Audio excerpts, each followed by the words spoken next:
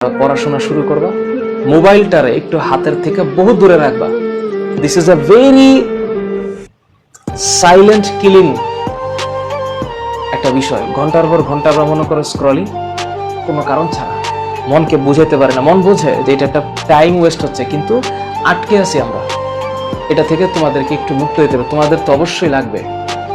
আমার ব্যক্তিগত জীবনে আমি যদি বলি, আমার অনেকগুলো কাজ থাকে, অনেক। সেই কাজের মধ্যে আমি যখন ডুবে থাকি, মোবাইলটাতে ধরার অনেক ক্ষেত্রে সময় হয় না। কিন্তু তোমরা যারা ক্লাস 9-এর বা 10-এর, তোমাদের তো সংসারের ভার এখনো মাথায় পড়ে নাই। যেদিন পড়বে,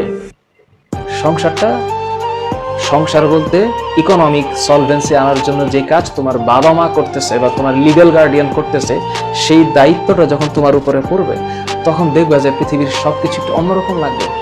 সেই বাস্তবতা সবসময় কঠিন না, অনেক ভালো সুন্দর বাস্তবতাও আছে।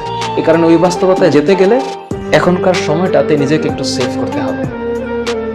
উগ্রতা, হঠাৎ করে দেখে নিব, এই করে নিব, সেই করে নিব, এগুলা থেকে একটু বিরত থাকতে